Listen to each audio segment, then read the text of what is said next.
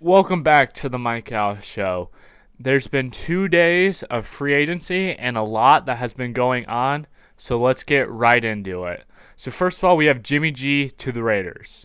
This is a good move, I think, because Garoppolo is a steady quarterback. He'll get you enough passing yards to make you a decent team.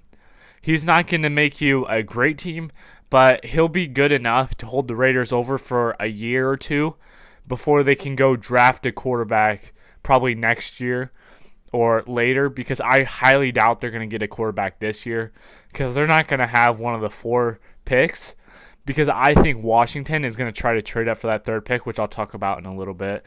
And the Raiders just need someone to hold them over for a year or two, maybe teach the new guy they're going to draft in a year or two about like becoming good and stuff. So, speaking of Washington trading up in the draft, I think they'll do this because they just let Taylor Heineke walk, and he has now joined the Falcons. Him joining the Falcons, he's definitely going to compete for the starting job, if not get the starting job, which I don't get what they're doing with Desmond Ridder down there, because they are trying constantly to get quarterbacks into that system. And I really don't know if they're going to let Desmond Ridder play or if they're not. So who knows how that's going to go. And I think Washington's going to trade up because they released Wentz earlier, or I guess last week, and then they've let Taylor Heineke walk. Those were their starter and backup last year. So they have to be trading up to the third pick this year. Otherwise, I have no clue what they're doing unless they're just trying to tank or something like that. And then Sam Darnold went to the 49ers. And this is decent, I guess. I mean, he's not a good quarterback. Not that good. He's okay. I mean, you need a third stringer, I guess.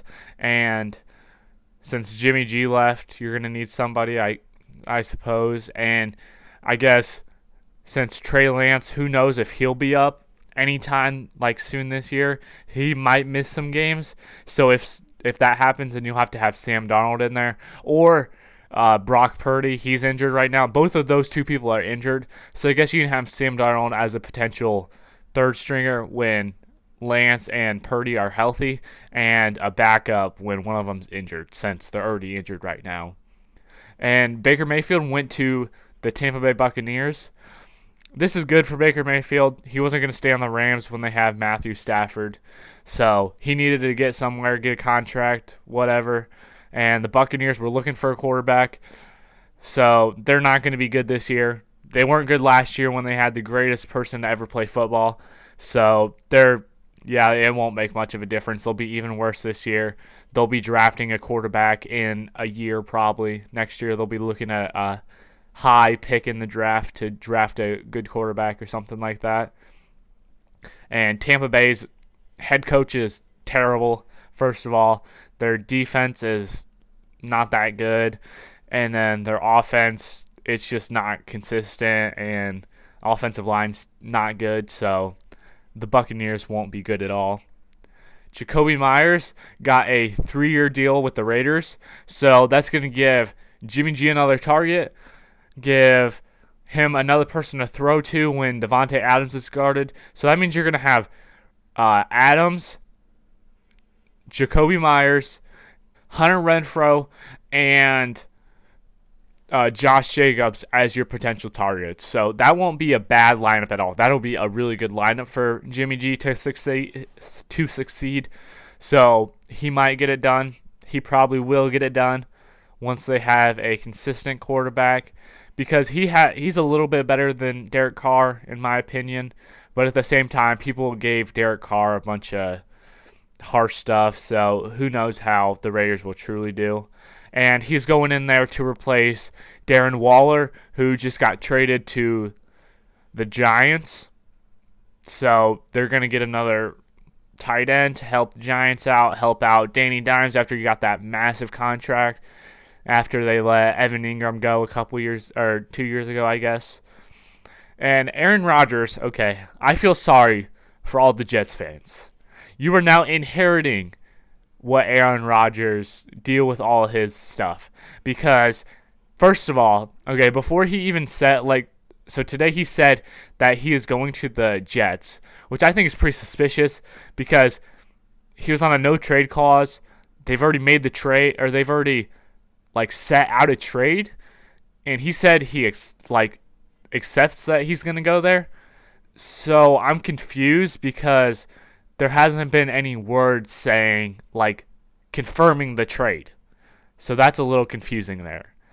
But before he even did all of this, he demanded the Jets go get OBJ, Mercedes Lewis, Randall Cobb, and Allen Lazard, which they signed Allen Lazard to a 4-year contract, and they still haven't got any of those other guys. But I could see OBJ going there.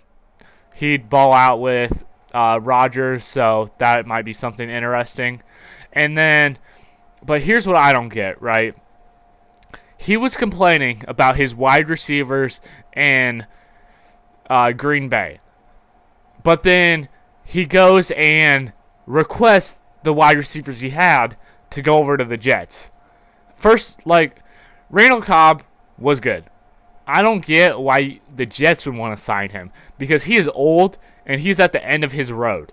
It won't be long before he's retiring and he just won't be efficient. So who knows about that? And I heard Collinsworth say something that I thought was really good today. So he was trying to compare this to a trade, you see Matthew Stafford left and went to Los Angeles, won a Super Bowl first year there. Tom Brady, Tampa Bay, Super Bowl first year. And then they said Russell Wilson goes to the Broncos, and they failed. They completely were terrible last year.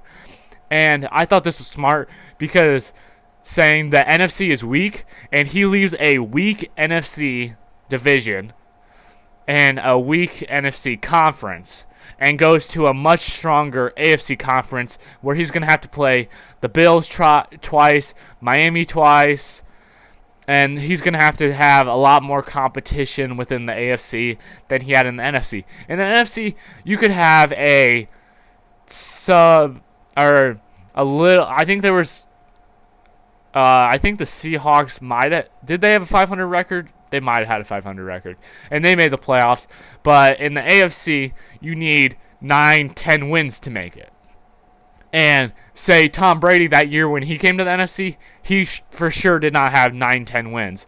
They were a wild card seed, and so he's going to go to a stronger division. So I can't really see them winning a Super Bowl this year, but I could see them making the playoffs, the Jets, and going far because the Jets have promising young wide receivers in Elijah Moore and Garrett Wilson, and then they have Michael Carter as the running back, so that's pretty good. They have a good defense, so I could see the Jets making it far this year. But I still despise Aaron Rodgers, and he's just going to put the Jets into hostage while he's there like he was always doing to the Packers. And I heard, now people are trying to compare this to Brett Favre, and I mean, before I heard about all this news of Rodgers saying, demanding these guys go to the Jets, I was, kind of hoping he wouldn't end up there. I hate the Packers, but Aaron Rodgers, I only semi-hate him. But now I really hate him, and I hope he ends up like Brett Favre and wasting the end of his career and becoming a bust at the end and becoming washed out. So, Tremaine Edmonds signed a 4-year, $72 million contract with the Bears. This is the second linebacker they've gotten, trying to promote their defense, which they got lots of money to spend, so might as well spend it. And this was, I believe I saw, the highest contract that a linebacker has in the NFL right now. So that's pretty insane. So he better eclipse that and be a good linebacker for the Bears. Hopefully he can. What this means for me is they're going to go draft offensive linemen in the draft with their first pick and then probably fill in some holes in their O-line and D-line. And they also got an offensive tackle this week. So that should be good for the Bears.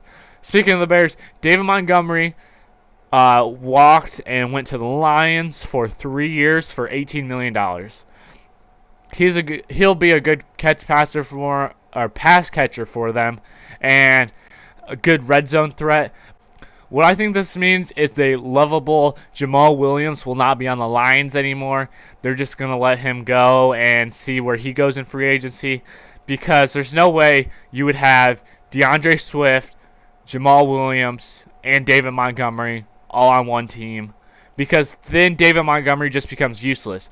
Like, I can see it if you have just two of those guys, like let Montgomery be the red zone back and let DeAndre Swift do what he was supposed to do last year and be the true number one running back, when last year he was the red zone back for the most part. So I could really see them letting Jamal Williams go, but I hope not. Jamal Williams is most definitely one of my favorite players. He's the funniest, and he's just nice, so I hope not, but it'll probably happen. Stephon Gilmore was traded to Dallas this week, meaning they now have Travion Diggs and Stephon Gilmore as their corners, so that will be, they'll have a good corners, be able to guard those people like that have more than one good wide receiver, so that should be good for the boost the Cowboys defense, and the Cowboys defense is already pretty good, so that'll keep getting them better. And my favorite thing that the Cowboys did is they finally did it. They finally released Zeke. Zeke was a waste last year. This man did nothing. Tony Pollard ran the ball for a bunch of yards every single run, while Zeke was over there running the ball for 2 or 3 yards. Only thing he did was bull rush his fat belly into the end zone, when you have Pollard out there working his butt off just to get put second behind Zeke. So I'm so glad they did that, give Pollard his chance to become a great running back, because he is already great. And I think this means Pollard, I'd be looking out for him in fantasy football. I most definitely will be trying to get Tony Pollard, because even as a running back or a backup last year, he was still a star every week in fantasy football, pretty much the last half of the games. He became the dominant runner and always had those big plays and gave you a bunch of fantasy points, so that should be good. And Juju Smith went to the Patriots to fill the hole that Jacoby Myers left, obviously. This takes away from the Chiefs. Yeah, it's not that big of a deal. Miles Sanders went to the Panthers, so that'll give them a true running back, because before they had Chuba Hubbard and Devontae Freeman, I think.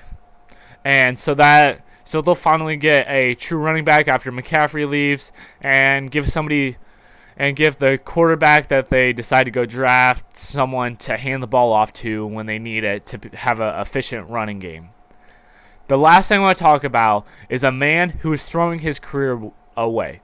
He had a very bad pro day today, and he has gained 9 pounds in the last 2 weeks. This is not what you want to be doing when you're an NFL scout going into the draft. And this guy is Jalen Carter. After his arrest and all that stuff, his career went from up here being a potential lottery pick from the Bears to down here where he'll be lucky. At this point, he'll be lucky to be drafted mid-first round. I could see him falling later back. Most mock drafts I've seen right now have the Texans taking him at 12. But with all this stuff and him just not doing good things and not being someone you want in your organization to put on the jersey every day and go to work and to be efficient, he's not someone I would want. So he's probably going to drop down lower than those 12. So that is everything that has happened within the first 3 days now of free agency. And that's all I have. And make sure you sign up for March Madness and create a bracket pronto. This is the very last day. The brackets close at noon tomorrow. So make sure you get that done. And that's all I have for you. Thank you.